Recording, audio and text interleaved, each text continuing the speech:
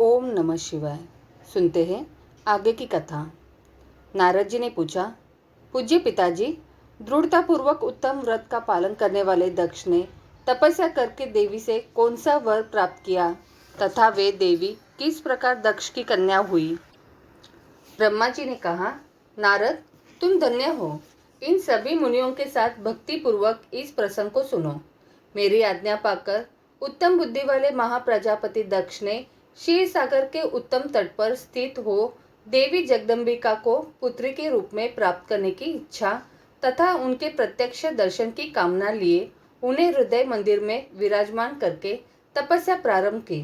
दक्ष ने मन को संयम रखकर दृढ़तापूर्वक कठोर व्रत का पालन करते हुए शौच संतोषादि नियमों से युक्त हो 3000 दिव्य वर्षों तक तप किया। वे कभी जल पीकर रहते, कभी हवा पीते और कभी सर्वथा उपवास करते थे। भोजन के नाम पर कभी सूखे पत्ते चबा लेते थे। मुनि श्रेष्ठ नारद तदंतर यम नियम आदि से युक्त हो जगदम्बा की पूजा में लगे हुए दक्ष को देवी शिवा ने प्रत्यक्ष दर्शन दिया। जगन्मयी जगदम्बा प्रत्यक्ष दर्शन पाकर प्रजापति दक्ष ने अपने आप को कृतकृत्य माना। वे कालिका देवी सिंह पर आरूढ़ थी। उनकी अंग कांति श्याम थी, मुख बड़ा ही मनोहर था। वे 4 भुजाओं से युक्त थी और हाथों में वरद, अभय, नील, कमल और खड़ग धारण किए हुए थी। उनकी मूर्ति बड़ी मनोहारिणी थी। नेत्र कुछ लाल थे। खुले हुए केश बड़े सुंदर दिखाई देते थे। उत्तम प्रभा से प्रकाशित होने वाली उन जगदम्बा को भली भांति प्रणाम करके दक्ष विचित्र वचनावलियों द्वारा उनकी स्तुति करने लगे। दक्ष ने कहा, जगदम्बा महामाए, जगदीशे महेश्वरी, आपको नमस्कार है। आपने कृपा करके मुझे अपने स्वरूप का दर्शन कराया है। भगवती आद्य मुझ पर प्रसन्न होइए। शिवरूपिणी प्रसन्न होइए। भक्तवारदानी प्रसन्न होइए। जगन्माए, आपको मेरा नमस्कार है। ब्रह्मा जी कहते हैं, मुने संयत चित्त वाले दक्ष के इस प्रकार स्तुति करने पर महेश्वरी शिवा ने स्वयं ही उनके अभिप्राय को जान लिया तो भी दक्ष के इस प्रकार कहा, दक्ष, तुम्हारी इस उत्तम भक्ति से मैं बहुत संतुष्ट हूँ। तुम अपना मनोवांछित वर मांगो। तुम्हारे लिए मुझे कुछ भी अदेय नहीं है। जगदम्बा की यह बात सुनकर प्रजापति दक्ष बहुत प्रसन्न हुए और उन शिवा को बारंबार प्रणाम करते हुए बोले। दक्ष ने कहा, जगदम्बा महामाए, यदि आप मुझे वर देने के लिए उद्यत है तो मेरी बात सुनिए और प्रसन्नता पूर्वक मेरी इच्छा पूर्ण कीजिए। मेरे स्वामी जो भगवान शिव है, वे रुद्र नाम धारण करके ब्रह्मा जी के पुत्र रूप से अवतीर्ण हुए हैं। वे परमात्मा शिव के पूर्णावतार है, परंतु आपका कोई अवतार नहीं हुआ। फिर उनकी पत्नी कौन होगी? अंथा शिवे, आप भूतल पर अवतीर्ण होकर उन महेश्वर को अपने रूप लावण्य से मोहित कीजिए। देवी, आपके सिवा दूसरी कोई स्त्री रुद्रदेव को कभी मोहित नहीं कर सकती। इसलिए आप मेरी पुत्री होकर इस समय महादेव जी की पत्नी होइए। इस प्रकार सुंदर लीला करके आप हर मोहिनी बनिए। देवी, यही मेरे लिए वर है। यह केवल मेरे ही स्वार्थ की बात हो ऐसा नहीं सोचना चाहिए। इसमें मेरे ही साथ संपूर्ण जगत का भी हित है। ब्रह्मा, विष्णु और शिव में से ब्रह्मा जी की प्रेरणा से मैं यहाँ आया हूँ। प्रजापति दक्ष का यह वचन सुनकर जगदम्बिका शिवा हंस पड़ी और मन ही मन भगवान शिव का स्मरण करके यो बोली। देवी ने कहा, तात प्रजापति दक्ष, मेरी उत्तम बात सुनो। मैं सत्य कहती हूँ। तुम्हारी भक्ति से अत्यंत प्रसन्न हो तुम्हें संपूर्ण मनोवांछित वस्तु देने के लिए उद्यत हूँ। दक्ष, यद्यपि मैं महेश्वरी हूँ तथापि तुम्हारी भक्ति के अधीन हो तुम्हारी पत्नी के गर्भ से तुम्हारी पुत्री के रूप में अवतीर्ण होंगी, इसमें संशय नहीं है। अनग मैं अत्यंत दुस्सह तपस्या करके ऐसा प्रयत्न करूंगी जिससे महादेव जी का वर पाकर उनकी पत्नी हो जाऊं। इसके सिवा और किसी उपाय से कार्य सिद्ध नहीं हो सकता, क्योंकि वे भगवान सदाशिव सर्वथा निर्वाकार है, ब्रह्मा और विष्णु के भी सेव्य है तथा नित्य परिपूर्ण रूप है। मैं सदा उनकी दासी और प्रिया हूँ। प्रत्येक जन्म में वे नाना रूपधारी शंभु ही मेरे स्वामी होते हैं। भगवान सदाशिव अपने दिए हुए वर के प्रभाव से ब्रह्मा जी की भ्रुकुटी से रुद्र रूप में अवतीर्ण हुए हैं। मैं भी उनके वर से उनकी आज्ञा के अनुसार यहाँ अवतार लूंगी। तात, अब तुम अपने घर को जाओ। इस कार्य में जो मेरी दूती अथवा सहायिका होगी उसे मैंने जान लिया है। अब शीघ्र ही मैं तुम्हारी पुत्री होकर महादेव जी की पत्नी बनूंगी। दक्ष से यह उत्तम वचन सुनकर मन ही मन शिव की आज्ञा प्राप्त करके देवी शिवा ने शिव के चरणारविंद का चिंतन करते हुए फिर कहा, प्रजापते, परंतु मेरा एक प्रण है, उसे तुम्हें सदा मन में रखना चाहिए। मैं उस प्रण को सुना देती हूँ, तुम उसे सत्य समझो, मिथ्या न मानो। यदि कभी मेरे प्रति तुम्हारा आदर घट जाएगा तब उसी समय मैं अपने शरीर को त्याग दूंगी, अपने स्वरूप में लीन हो जाऊंगी अथवा दूसरा शरीर धारण कर लूंगी। मेरा यह कथन सत्य है।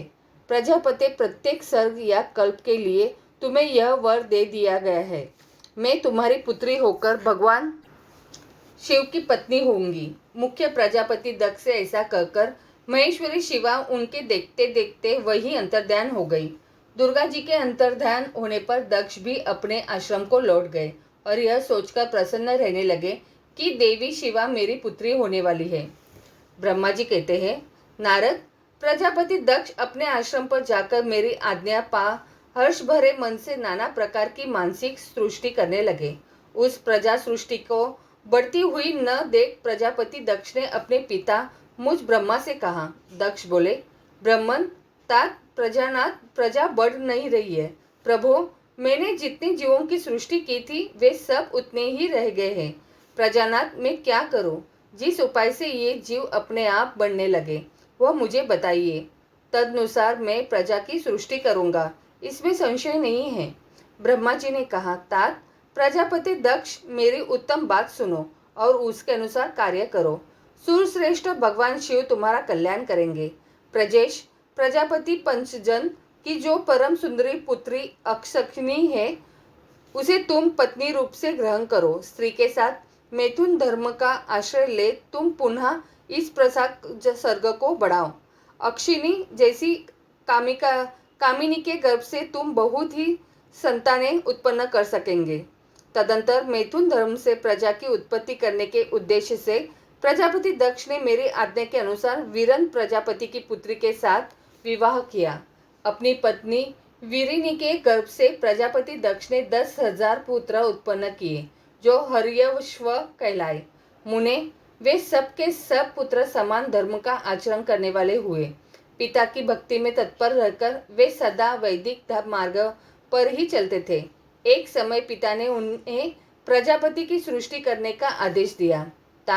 तब वे सभी दाक्षायन नामधारी पुत्र सृष्टि के उद्देश्य से तपस्या करने के लिए पश्चिम दिशा की ओर गए। वहां नारायण सर नामक परम पावन तीर्थ है, जहां दिव्य सिंधु, नंद और समुद्र का संगम हुआ है। उस तीर्थ जल का ही निकट में से स्पर्श करते उनका अंतकरण शुद्ध एवं ज्ञान से संपन्न हो गया। उनकी आंतरिक मल राशि धुल गई और वे परमहंस धर्म में स्थित हो गए। दक्ष के वे सभी पुत्र पिता के आदेश में बंधे हुए थे, अंथा मन को सुस्थिर करके प्रजा की वृद्धि के लिए वहां तप करने लगे। वे सभी सत्पुरुषों में श्रेष्ठ थे। नारद, जब तुम्हें पता लगा कि हर्ष स्वगन सृष्टि के लिए तपस्या कर रहे हैं, तब भगवान लक्ष्मीपति के हार्दिक अभिप्राय को जानकर तुम स्वयं उनके पास गए और आदरपूर्वक यो बोले, दक्ष पुत्र हर्यश्वगन, तुम लोग पृथ्वी का अंत देखे बिना सृष्टि रचना करने के लिए कैसे उद्यत हो गए? ब्रह्मा जी कहते हैं, नारद, हर्यश्व आलस्य से दूर रहने वाले थे और जन्म काल से ही बड़े बुद्धिमान थे। वे सबके सब तुम्हारा उपयुक्त कथन सुनकर स्वयं उस पर विचार करने लगे। उन्होंने यह विचार किया कि जो उत्तम शास्त्र रूपी पिता के निवृत्त परक आदेश को नहीं समझता वह केवल रज आदि गुणों पर विश्वास करने वाला पुरुष सृष्टि निर्माण का कार्य कैसे आरंभ कर सकता है। ऐसा निश्चय करके वे उत्तम बुद्धि और एक चित्त वाले दक्ष कुमार नारद को प्रणाम और उनकी परिक्रमा करके ऐसे पथ पर चले गए जहाँ जाकर कोई वापस नहीं लौटता है।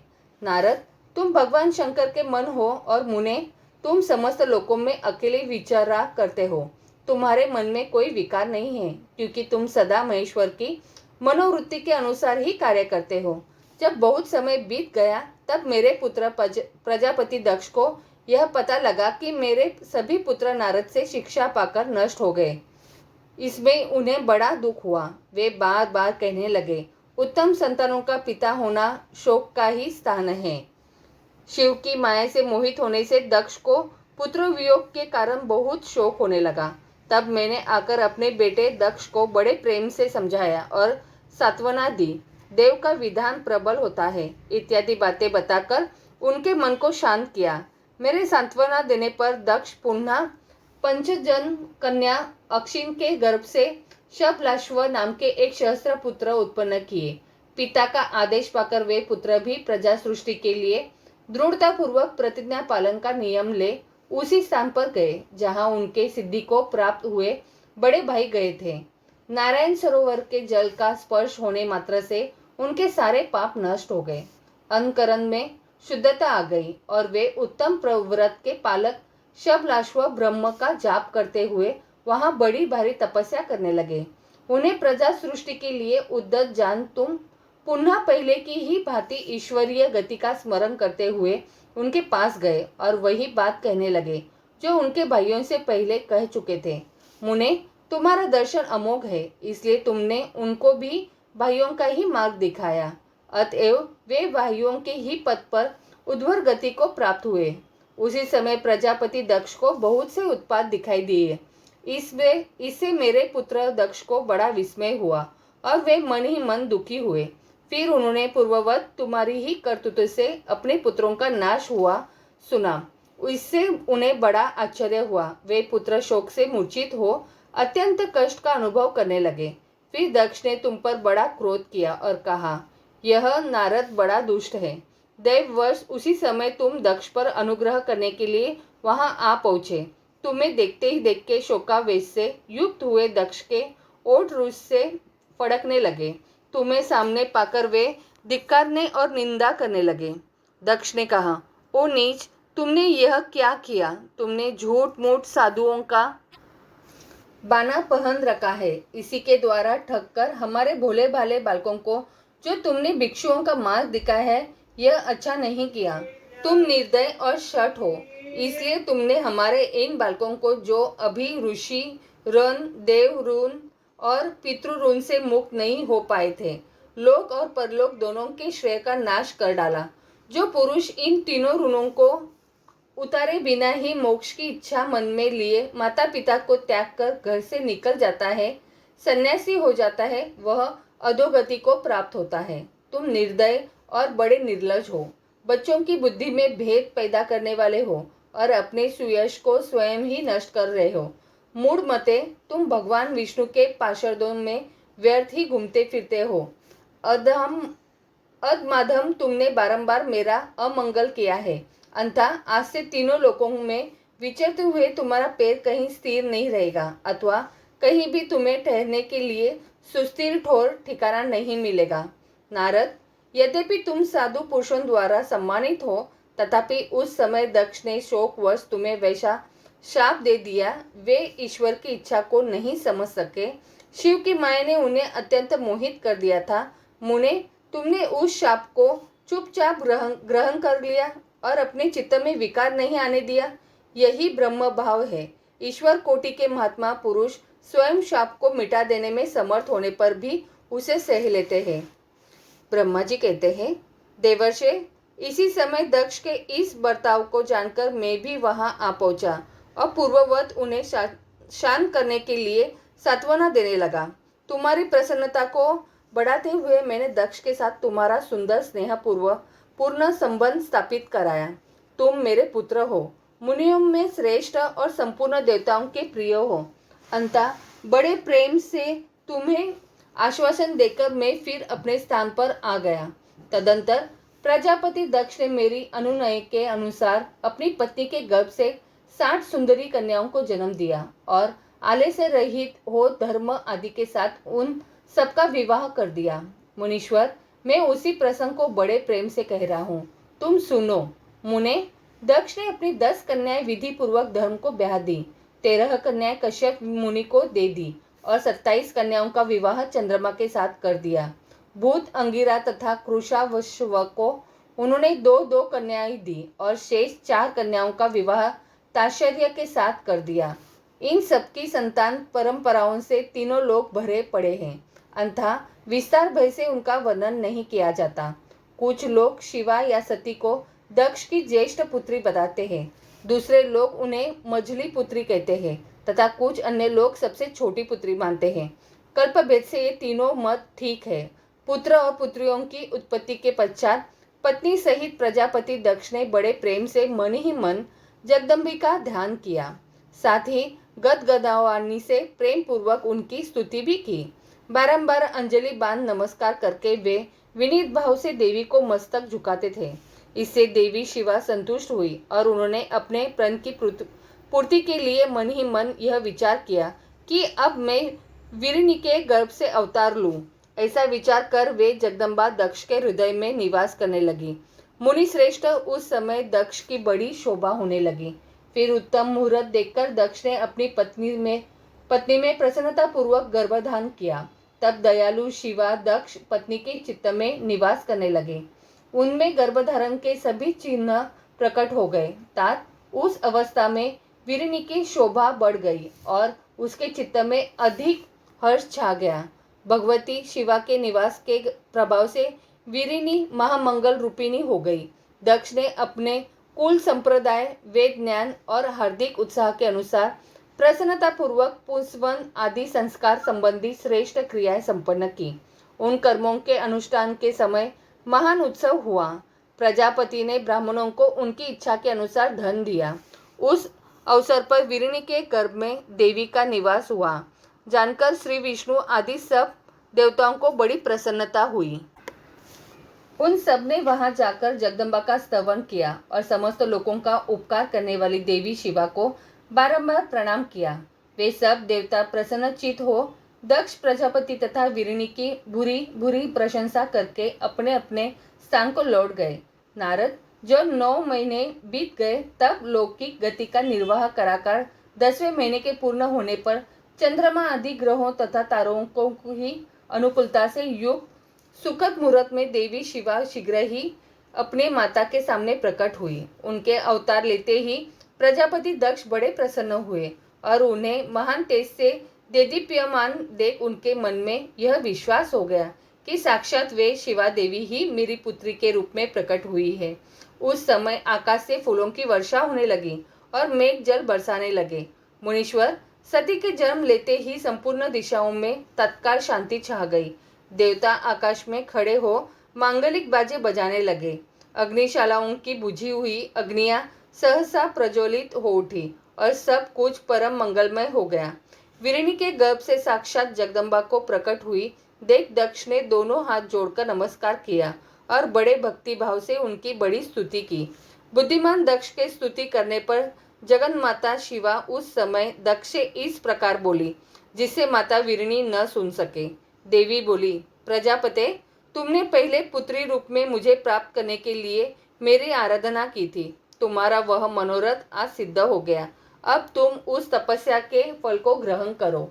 उस समय दक्ष से ऐसा कहकर देवी ने अपनी माया से शिशु रूप धारण कर लिया और शैशव भाव प्रकट करती हुई वे वहां रोने लगी। उस बालिका का रोदन सुनकर सभी स्त्रियां और दासियां बड़े वेग से प्रसन्नता पूर्वक वहां आ पहुंची। असीम क्लिनी की पुत्री का अलौकिक रूप देखकर उन सभी स्त्रियों को बड़ा हर्ष हुआ। नगर के सब लोग उस समय जय जयकार करने लगे। गीत और वादों के साथ बड़ा भारी उत्सव होने लगा। पुत्री का मनोहर मुख देखकर सबको बड़ी ही प्रसन्नता हुई। दक्ष ने वैदिक और कुलोचित आचार का विधि पूर्वक अनुष्ठान किया, ब्राह्मणों को दान दिया और दूसरों को भी धन बांटा।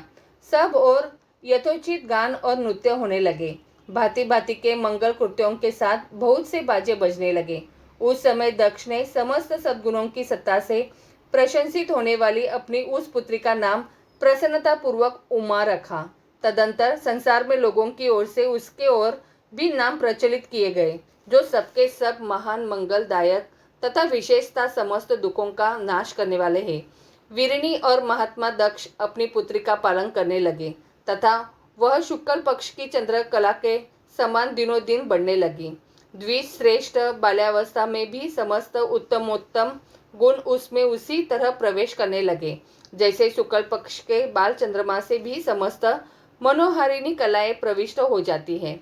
दक्ष कन्या सती सखियों के बीच बैठी बैठी जब अपने भाव में निमग्न होती थी तब बारंबार भगवान शिव की मूर्ति को चित्रित करने लगती थी। मंगलमयी सती जब बाल्योचित सुंदर गीत गाती तब स्थानु हर एव रुद्र नाम लेकर स्मर शत्रु शिव का स्मरण किया करती थी। आगे की कथा अगले अध्याय में। तो बोलो हर हर महादेव।